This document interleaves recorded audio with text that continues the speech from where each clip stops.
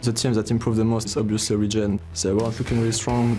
In the split, they're actually looking like the best team in Europe.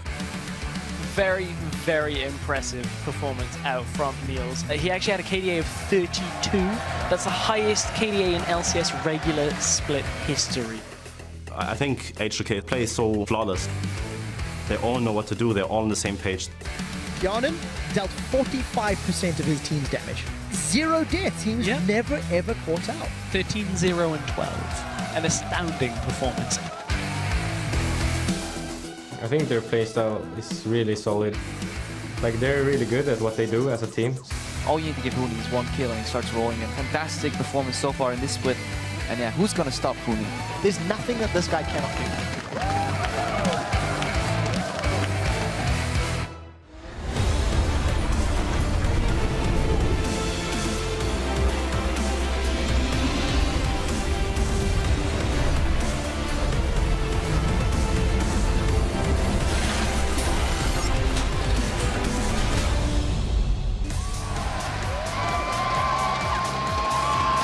Welcome to the European League Championship Series, broadcasting to you live from our studio in Berlin, Germany. The pressure is on as we near the midpoint of the summer split. As you can see, the crowd is rowdy and ready to go for 5 matches we have on the schedule here today. The place is packed as people were coming in a little bit earlier, waiting to take their seats for all of the action today. Very excited. Well, it's a bit chilly outside today, so good on them for waiting outside. An excited Fnatic fan. And there's Rockat lounging a bit in our chic outdoor area with Yamato giving the last of his hints to his team, and their SK Gaming setting up on stage, looking for that second win now that they finally have their hands on their very first win yesterday. I'm EpicSkillshot supporter here at the analyst desk to break down all of today's games with the help of Lauri Cyanide Happening, Martin the Fish Show Lunge, and Trevor Quickshot Henry. Welcome once again, guys. Well, before we get any further, let's look at where the teams stand after yesterday's games, and we gotta zoom in on that top 3. Fnatic, they are still alone in first place, 7-0. Origen no longer undefeated since last week, and now another loss, versus Fnatic in 3rd place, and H2K in 2nd. And I think it's very, very interesting the way the standings are evolving there at the top of the tables. Trevor, you said yesterday you think that H2K might be the team with the best macro-level execution that we have in the league, and honestly, we haven't seen OG tested in those waters yet. No, we haven't really. Let's start with Origen. I think yesterday their loss to Fnatic highlighted a few maybe pick and ban mistakes, maybe some player mistakes. Their loss last week to Rockat also showed that they have troubles when they fall behind. And I think for Origen, let's also remember, this is their first time in the LCS as this 5-man team. Yes, 4 of the players have got a wealth of experience, but they still have to fix those problems on stage. And then going to H2K, I do think they're the best macro team in Europe at the moment. When they get a lead, they push it, they're aggressive, they're intelligent. They have very few weaknesses, and I definitely think H2K, when they start looking forward, Fnatic is going to be the next target on their hit list. Yeah, I agree. H2K look fantastic, but there is one clear weakness we have seen whenever they face some of the other top teams, and that's in the early game. Because like the laning phase is not where H2K are winning the games. It's where they tend to honestly fall a little bit too far behind when they face someone like Fnatic.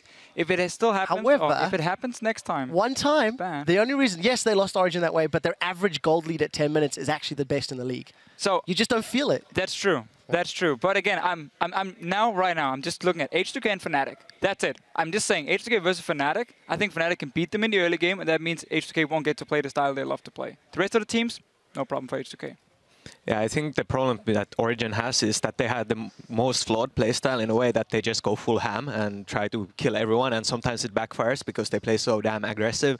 So actually, out of these 3 teams, I see Origen the one that might drop games against the bottom teams. All right, there we go. Well, when it comes to Fnatic and H2K, we have a big test for them next week. Of course, our game of the week will be when Fnatic plays H2K, so we'll know a bit more about how the standings will evolve after that one. But of course, we do have a bunch of games to play today. First, we're going to kick off in a few minutes with SK versus Rockat. We got Fnatic going on versus the Copenhagen Wolves, and Gambit versus Unicorns of Love. A very interesting matchup there. Gambit, 3 straight wins so far. They are 3-3. Unicorns of Love, on the other hand, also 3-3, but not looking as good. Yeah, it's a reversal of fortunes. You know, Unicorns will have picked up a couple of wins, but now they're in that 3-game losing streak. Gambit started losing, now they're on a winning streak, and we need to see who's actually going to stabilize their performances. I think Gambit are probably the favorites coming into that matchup, but I'm definitely looking forward to watching it. I mean, just look at Gambit yesterday. That was the first time this split, at least, we got to see a Gambit that was in control. You know, apart from one mistake in a bottom lane that resulted in 2 kills. Giants couldn't do anything. Like Cabochard got super fed, Forgiven sat back and farmed, and we got to see what Gambit wants to do and how it's not about Forgiven being the main carry. There's other members on this team here. If they can continue playing like this, Gambit will go towards the top.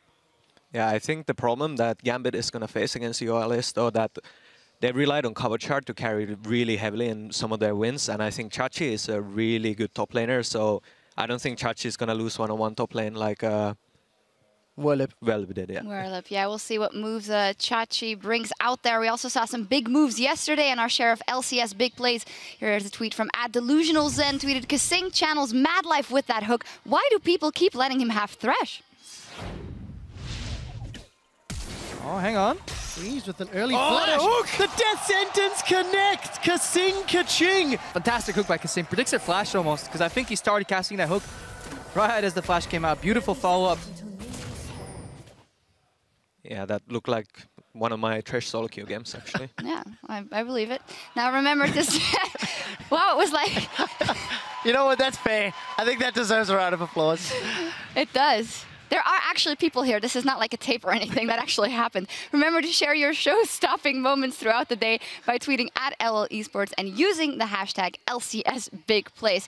Now, speaking of Twitter, we're opening our guest up to you for another day of inquiries. Tweet @LL Esports with the hashtag AskCyanide, and we'll pose your questions to the former LCS jungler later today. Areas of expertise, jungling outside of the LCS, Finland, and biology. Is that okay?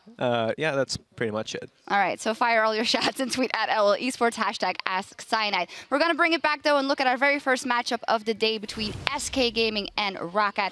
Starting off on the blue side with SK Gaming's lineup, Freddy122, Sven Skaren, Fox, Candy Panda, and Rated, and their coach, Lukas Schenke. Well, SK, they're on the board. They got their very first win, but it took a lot.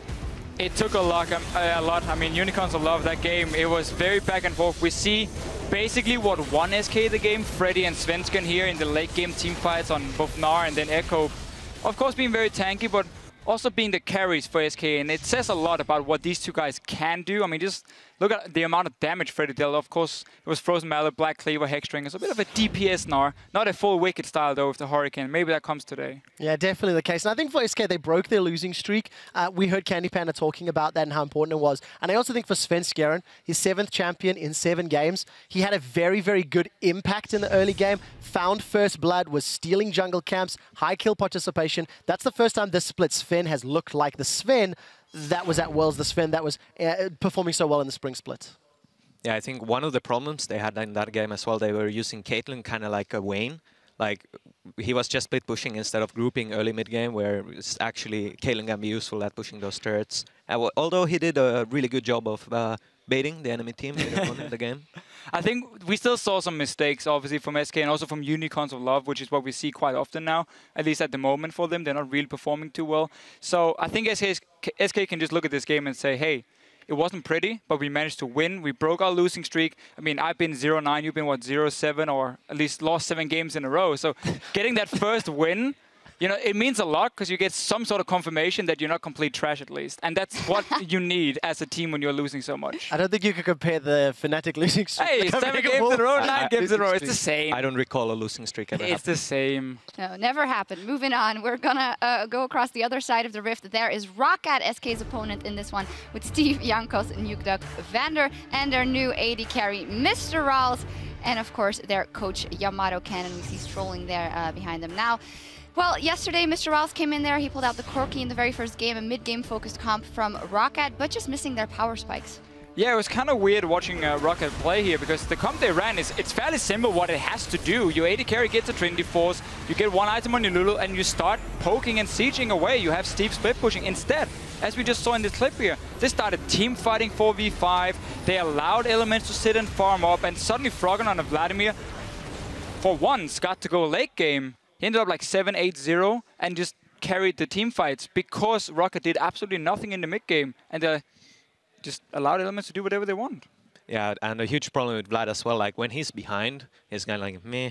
But when Vlad gets ahead, he's like unkillable, and he will also one-shot you. So it was like a huge problem. I think it's almost impossible to lose with a fed Vlad. And I think, you know, not only misplaying the power timings of Rockat's comp yesterday, just the fact that they even tried to, you know, play late game and not be proactive at all. Yes, they had a sub. Yes, they have to adjust to an AD carry who, you know, is on the squad. But I think if they give SK the same time, they may face similar things. But both of these teams have shown a lot of decision-making errors as the weeks have rolled on. And it's just so hard to predict which team shows up when Rockat plays here. They beat Origen last week. Great early game, you know, get a lead, snowball it from there. Then against Elements, they do absolutely nothing in the mid game. Versus SK here, I feel like Rockat can almost lose it, you know, for themselves. If they don't perform well enough, SK is going to take it. Yeah, can't let that get in their heads. We'll see what happens. And as we check in with the caster for picks and bans, Jankos thinks SK has the tools to perform on the LCS stage. But according to him, the team has some work to do first.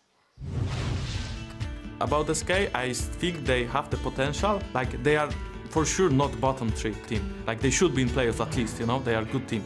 They just need to find it. Kinda just sit down, play the game, and see how it goes. And I honestly think they will come back. Perhaps his own team will come back.